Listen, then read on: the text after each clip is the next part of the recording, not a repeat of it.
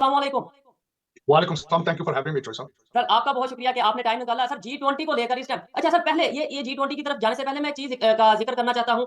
चंद्रयान 3 पूरी दुनिया में ट्रेंडिंग रहा, मिशन सन पूरी दुनिया में ट्रेंडिंग रहा। उससे पहले इंडिया के प्राइम मिनिस्टर यूएस के विजिट पे थे, मुख्तलिफ कंट्रीज के विजिट पे थे, पूरी दुनिया में ट्रेंडिंग रहे। ये मतलब पूरी दुनिया में जो ट्रेंडिंग पे रहने का ठेका है या जिम्मेदारी है, ये इंडिया वालों ने ले ली है। देखिए, मैं समझता हूँ जकार्ता में मोदी साहब जकार्ता में गए आसियान को अटेंड करने के लिए। वहां मोदी साहब ने कहा है कि 21st सेंचुरी एशिया की सेंचुरी है और हम कोविड के बाद एक न्यू वर्ल्ड ऑर्डर देंगे। मैं समझता हूँ कि ही इज एब्सोल्युटली राइट।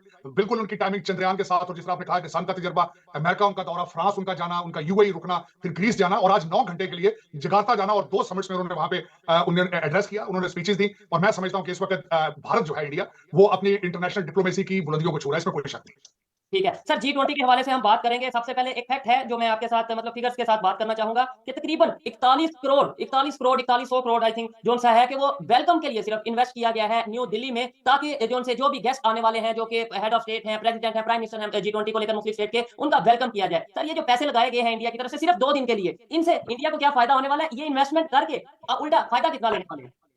थोड़ा सा मैं इसकी थोड़ी सी डिटेल मजीद आपको बताना चाहूंगा कि एक तो 17 बड़े जहाज आ रहे हैं जिनके ऊपर वीवीआईपी लोग आएंगे। उसके बाद 20 लिमोजिन बुलेट प्रूफ गाड़ियां हायर की गई हैं। उसके बाद 1,30,000 सिक्योरिटी के अफसरान जो हैं वो उस एरिया को घेरे में रखेंगे। 475 पुलिस वैन है वहां पर। 4 फाइटर जहाज जो है वो दिल्ली के ऊपर मुसलसल उड़ते रहेंगे। और ये सारा जो किया गया है, देखें, लीडरशिप करने के लिए, दुनिया को लीड करने के लिए, अगर आपके पास पैसा हो तो फिर वो खर्च किया जाता है। यहां पे ये बताना चाहूंगा कि इस वक्त भारत के फॉरेन रिजर्व जो है 600 बिलियन से भी ज्यादा है। तो जब लीडरशिप लेनी हो, जब चाइना को compete करना हो, तो चॉइस ऑफ उसके सामने अगर देखा जाए तो ये आटे में नमक के बराबर है। ये फिर सारा कुछ करना पड़ता है। और मैं समझता हूं कि इस वक्त जो मोदी साहब ने स्टेटमेंट दी है कि sun will rise from the east, 21st century will be Asia century, तो उसके लिए फिर दूसरा पंजाबी में बल्कि कहूंगा चॉइस ऑफ कि चुदराटा मुफ्ती थोड़ी लगती है, फिर चुदराट करने वास्ते तो खर्चा करना पैंदा बिल्कुल सर जी, ये कोई शक नहीं। डेरे लाने पैंदे ने तो फिर मोदी साहब ने है। डेरा लाया है, कोई शक नहीं। पर ये आप किस नजर से देखते हैं G20 को, किस नजर से देखते हैं? आने वाले टाइम पे पूरी दुनिया के ऊपर इसका क्या इंपैक्ट होगा? पहले तो ये कहा जाता था कि पीएम मोदी इंडिया के लीडर हैं, फिर एशिया का लीडर कहा गया, तो दुनिया का लीडर कहा जा रहा है। देखिए, इस वक्त अगर देखा जाए तो छोटा सा मैं सारा डिफरेंट एंगल से बताने की कोशिश करूंगा कि G20 के अंदर क्या हो रहा है। सबसे पहले तो एक नई ग्रुपिंग बनी है। जिस तरीके से इस वक्त यूक्रेन के बाद नया जो आगे मैदान लगेगा वो ताइवान के ऊपर लगेगा, साउथ चाइना सी का। जब मोदी साहब, जब बल्कि मैं यहाँ बताना चाहूंगा, मोदी साहब जब आसियान में स्पीच करने के लिए जकार्ता गए, तो जब उन्होंने कहा कि हम, उन्होंने खास करके खसूस साउथ चाइना सी की बात की, उन्होंने वहां पे नेविगेशन राइट्स की बात की, उन्होंने मैरीटाइम रूल्स की बात की। तो जब ये सारी बातें उन्होंने की तो चाइना वाले ये सुन रहे थे। वहां पे उनके जो प्रीमियर जो चाइना के थे, उन्होंने वहां पे कहा है कि आपको किसी ब्लॉक का हिस्सा नहीं बनना चाहिए, लेकिन ब्लॉक बन चुके हैं। इस वक्त भारत जो है वो एक ब्लॉक का हिस्सा, अमेरिका की अगर देखा जाए, भारत का टिल्ट जो है इस वक्त अमेरिका की तरफ है। सर तो इसमें दो तीन चीजें, सर मैं इधर आपको जो सब दो तीन। रोकना इसलिए चाहूंगा। आपने बोला अमेरिका के ब्लॉक में या ब्लॉक का हिस्सा बन चुका है भारत, मैं या अगर इसे ऐसे कहा जाए कि अमेरिका भारत के ब्लॉक का हिस्सा बन चुका है, तो अभी आज के टाइम में मेरे ख्याल से ये भी गलत नहीं होगा। बिल्कुल नहीं, बिल्कुल कभी हो, क्योंकि इस वक्त अगर देखा जाए तो अमेरिका को भारत की जरूरत है, भारत को अमेरिका की जरूरत नहीं है। बल्कि आपने बिल्कुल सही कहा है, जब अमेरिका ने भारत को यूएन प्लस की मेंबरशिप ऑफर की थी, भारत ने डिनाई कर दिया था। मैं बिल्कुल एग्री करूंगा आपकी इस बात से। लेकिन इस मजीद बात को आगे बढ़ाना इसलिए चाहूंगा कि इस वक्त दो मसाइल, इस वक्त G20 पे दो चीजें डिस्कस की जाएंगी। भारत का इंटरेस्ट है कि वो ग्लोबल साउथ को वहां डिस्कस करे, ग्लोबल ग्रोथ को डिस्कस किया जाए, फाइनेंशियल स्टेबिलिटी को डिस्कस किया जाए, और जो ग्लोबल साउथ की डेवलपमेंटल नीड्स हैं इनको डिस्कस किया जाए। लेकिन वेस्टर्न सिविलाइजेशन चाहती है कि इस इकट्ठ के ऊपर यूक्रेन के बारे में बातें की जाए, जिससे भारत इज्तनाब करना चाहता है। मोदी साहब ने इसके बारे में स्टेटमेंट दी थी कि यूक्रेन का मुद्दा जो है यूनाइटेड नेशंस में डिस्कस होना चाहिए। तो और उसमें बल्कि मैं समझता हूं कि मोदी साहब ने इस सारे G20 को जो टाइटल दिया है, वो टाइटल है one earth, one family and one future. और उसमें जंग वाली कोई बात नहीं है, उन्होंने पूरी ग्लोबल को सारा डिस्कस किया है। लेकिन इस वक्त वेस्टर्न जो लीडर आ रहे हैं, बिलखसूस यूरोपियन जो है, वो ये चाहते हैं कि वहां यूक्रेन की बात की जाए, क्योंकि हम सब लोग इकट्ठे हैं, बातें की जाए। कुछ लोग यहां से ये भी बातें करते हैं कि भारत के अंदर ह्यूमन राइट्स की बातें की जाए, और भी कई। लेकिन इस वक्त अगर देखा जाए तो मोदी साहब का और भारत का सारा जो फोकस है वो ग्लोबल साउथ और उसकी फाइनेंशियल नीड्स और उसकी फाइनेंशियल ग्रोथ, इन चीजों पर है। और मोदी साहब ने जकार्ता 9 घंटे के लिए गए और वहां सिर्फ वो इसका G20 का मोड सेट करने के लिए गए थे। वहां उन्होंने कहा कि कोविड के बाद अब जो नया एक सिस्टम आएगा, एक नया दौर है, जिस तरह हर चीज नई हो रही है, उसमें भारत और ग्लोबल साउथ उसमें अपना रोल अदा करना चाहता है। ठीक है सर, इसमें एक चीज, आपने भी यूक्रेन की बात की, मैं कहता हूं कि अगर भारत और रशिया की बात करें, बहुत अच्छे रिलेशन है, पूरी दुनिया को पता है। लेकिन G20 की मीटिंग में रशिया के प्राइम मिनिस्टर का, हेड ऑफ स्टेट का ना आना, किस नजर से आप देखते हैं? क्या ये पहले से ही डिसाइड हो चुका था कि मतलब अगर रशिया आएगा तो शायद यूरोप की तरफ से या वहां से कुछ लोगों की तरफ से बायकॉट किया जाए, इसलिए क्या आप किस नजर से देखते हैं?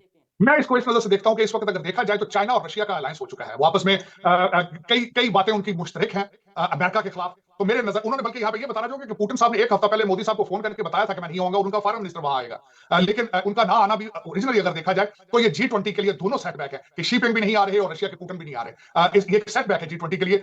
लेकिन मेरे ख्याल में दूसरे लीडर आ रहे हैं, जो बाइडन आ रहे हैं वहां पे, आ चुके हैं सर, आ चुके हैं बिल्कुल। बल्कि मैं कहता हूं कि जो बाइडन साहब कहीं कोविड-20 तो नहीं लेकर आ गए, क्योंकि उनकी वाइफ को कोविड-19 हो चुका है, तो वो लेकिन आज लैंड कर चुके हैं और भारत के लिए और G20 के लिए बड़े बड़े मंसूबों का ऐलान करेंगे वो। काफी पुरजोश यहाँ पे अमेरिका का सारा मीडिया भी कवर कर रहा है G20 को, और American people are excited as well कि ये G20 में से क्या निकलता है आगे। ग्लोबल ग्रोथ और ग्लोबल साउथ का जो नारा इस वक्त लग रहा है, वो किस डायरेक्शन पे जाएगा, यूक्रेन के हवाले से और ताइवान के हवाले से मैं समझता हूं कि G20 इज वेरी इंपॉर्टेंट। ठीक है सर। अगर यूके के प्राइम मिनिस्टर ऋषि सुनक की बात करें तो वो भी इस टाइम दिल्ली में मौजूद है, इंडिया के प्राइम मिनिस्टर के साथ उनकी मीटिंग हुई है। इसके अलावा उन्होंने कुछ स्टेटमेंट्स दिए हैं। उन्होंने बोला कि मुझे फख्र है कि मैं इंडियन ओरिजिन हूं। उन्होंने ये भी बोला है कि G20 के हवाले से बोला है कि right time and right place for G20 मतलब इंडिया। और इसके साथ उन्होंने एक बड़ी स्टेटमेंट ये दी है कि मुझे प्राउड है कि मैं एक हिंदू हूं। इन सब चीजों के ऊपर आप क्या कहना चाहेंगे कि यूके इंडिया के आने वाले टाइम में जिस तरीके से रिलेशन होने वाले हैं, बिजनेस को लेकर जो डील्स होने वाली हैं?